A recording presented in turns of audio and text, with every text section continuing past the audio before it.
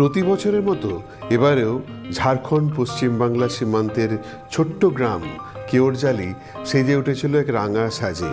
সাজতেই যে হবে, সময় হয়েছে বসন্ত উৎসবের। এখানে প্রতি বছরই একদল প্রকৃতি প্রেমিক লোক তারা এখানে জমায়েত হন পলাশ উৎসবে মেতে উঠবেন বলে। নমস্কার সবাইকে, শুভ হোলি। আশা করি সবাই খুব ভালো আছেন, আনন্দে আছেন। আজকে আরও একবার আমরা চলে এসেছি মিহিজামের বসন্ত উৎসবে। এখানে কেওড়জালিতে প্রতিবার খুব ঘটা করে, খুব বড় করে এখানে বসন্ত উৎসব সেলিব্রেট করা হয়, পরিচালনায় সংবেদনা। তো আমরা সবাই এসেছি আজকে এখানে আনন্দ করতে আর আপনাদেরকে দেখাতে যেখানে কিভাবে এই দোল বা বসন্ত উৎসব সেলিব্রেট করা হয়। আমরা আজকে একটা মোটামুটি বড়সড় বাহিনী এসেছি, দেখাচ্ছি আপনাকে প্রত্যেককে।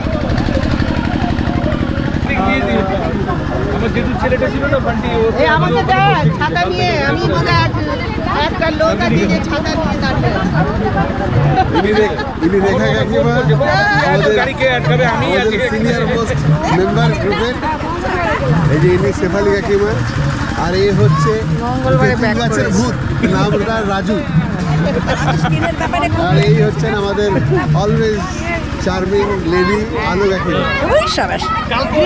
जय हो बापी गोस्वामी, जय हो। रुको रुको रुको, अभी नहीं हुआ, अभी नहीं हुआ। जय हो, हैप्पी होली सोना बाबा, हैप्पी होली। আমরা খালি এমনি ঘুরতেই এলাম।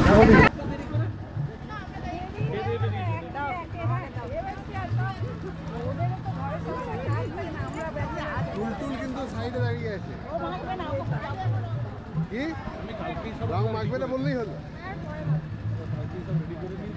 রং মাখবে না বললেই হলো।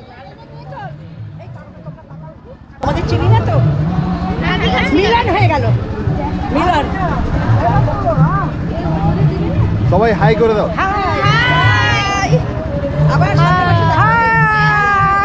এখানে আমাদের কিছু মেল মেম্বার রয়েছে, এই সেই শক্তিকে আপনারা দেখেছেন আগেও। আর এই আমাদের বাবু সঞ্জীব মিশ্র, সঞ্জীব ওকে কেউ আমরা বলি না, আমরা বাবু বলেই ওকে সম্বোধন করি। তো আজকে সবাই মিলে হুল্লোড় হবে, আনন্দ হবে। আর এই যে পলাশ উৎসব স্বাগতম, 14ই মার্চ 2025, কেওড়জালি ঝাড়খণ্ড। এখানে সুন্দর একখানা গেট হয়েছে, এরকম অফবিট জায়গা। ওদিকে আপনার আমাদের ডিবিসি, এদিকে জেনারেটর চলছে, ব্যবস্থা একদম A1। আমরা চাইবো আপনারাও আসুন, এর পরের বার আপনারাও আসুন, যোগদান করুন, ভালো লাগবে। সুন্দর একটা ছোট্ট জায়গাকে পরিষ্কার পরিচ্ছন্ন করে গাছপালাগুলোকে গুছিয়ে একটা স্টেজ তৈরি করে রূপনারায়ণপুর সংবেদনার ব্যবস্থাপনায় এদিন এই জায়গাটা মিহিজামের কেওড়জালি গ্রামের এই পলাশ বন হয়ে উঠেছিল এক ছোট্ট শান্তিনিকেতন। এই দিন সকাল থেকেই চিত্তরঞ্জন, রূপনারায়ণপুর এবং আশপাশের বিভিন্ন সাংস্কৃতিক গোষ্ঠী এখানে উপস্থিত হন এবং বিভিন্ন রকমের নাচ গানের পরিবেশনা করেন। সব মিলিয়ে ঝুলিয়ে হয়ে ওঠে এই পরিবেশটা সম্পূর্ণ রঙিন। রূপনারায়ণপুর সংবেদনার ব্যবস্থাপনায় পলাশ উৎসব এবারে 19তম বছর। এখানেই একধারে একটা সুন্দর ব্যবস্থা করা হয়েছিল, যেখানে প্রথম বছর থেকে কিছু ছবি এখানে সাজিয়ে রাখা হয়েছিল। সেই প্রথম বছর থেকে যা যা অনুষ্ঠান এখানে হয়েছিল তার কিছু সেরা মুহূর্তগুলো পরপর এখানে সাজিয়ে রাখা, এবং সেগুলোকে দেখতে বেশ মন্দ লাগছিল না। পরপর এই ছবিগুলো সাজিয়ে রাখা দেখলে পরে যে কোনো মানুষের মনে যে গানের দুকলি আনমনায় গেয়ে উঠবেন সে হলো বসন্ত এলো এলো এলো রে। এখানকার চারপাশ দেখলে পরে শুধুই মনে হয় মানুষ সব কিছু ভুলে, তার বয়স, তার সুখ, তার দুঃখ, তার মান, তার অভিমান, সব কিছু ভুলে আজকে যেন তারা এক অদ্ভুত উন্মাদনায় মেতে উঠেছেন। তারা যেন সব কিছু ভুলে আজকের দিনটাকে প্রাণ ভরে বেঁচে নেওয়ার এক চেষ্টা করছেন, প্রাণ ভরে আনন্দ করার চেষ্টা করছেন। অনেকে আবার এই সুন্দর মুহূর্তটাকে চিরস্মরণীয় করে রাখার জন্য, স্মৃতির মণিকোঠায় তুলে রাখার জন্য ক্যামেরাবন্দি করে ফেলছেন। সবাই উচ্ছ্বাসিত, সবাই ব্যস্ত আনন্দ করতে। এই দিনটা তো সত্যিই আনন্দ করার, তাই না?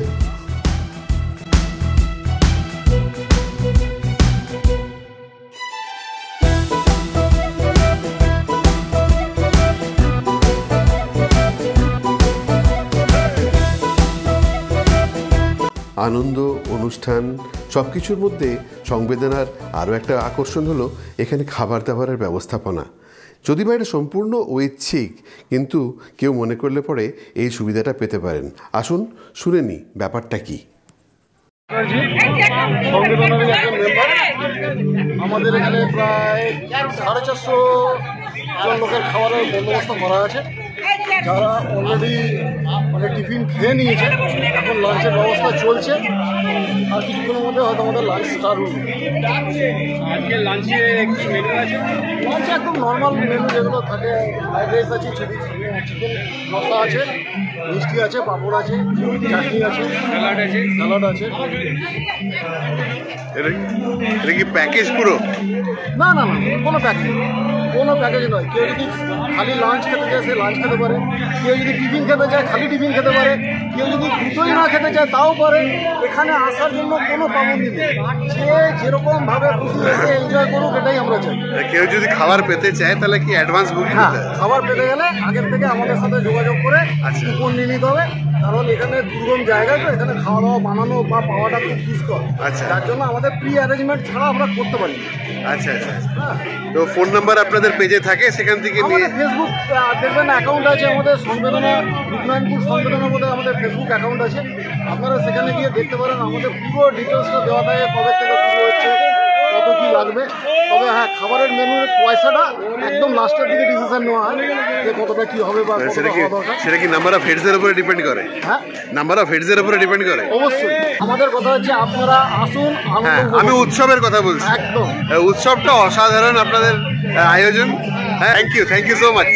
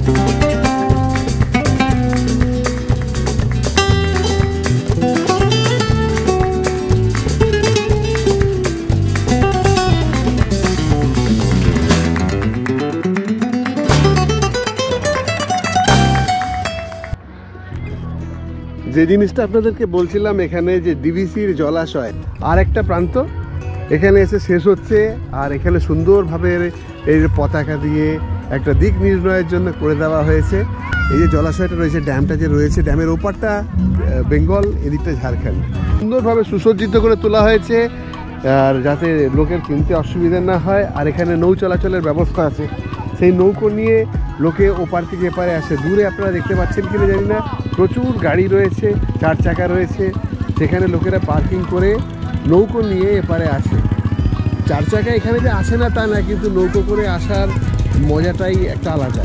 তাই সবাই মিলে হই হই করতে করতে সবাই চলে আসে এধারে, এবং এধারে এসে এই বসন্ত উৎসবকে পালন করা হয়।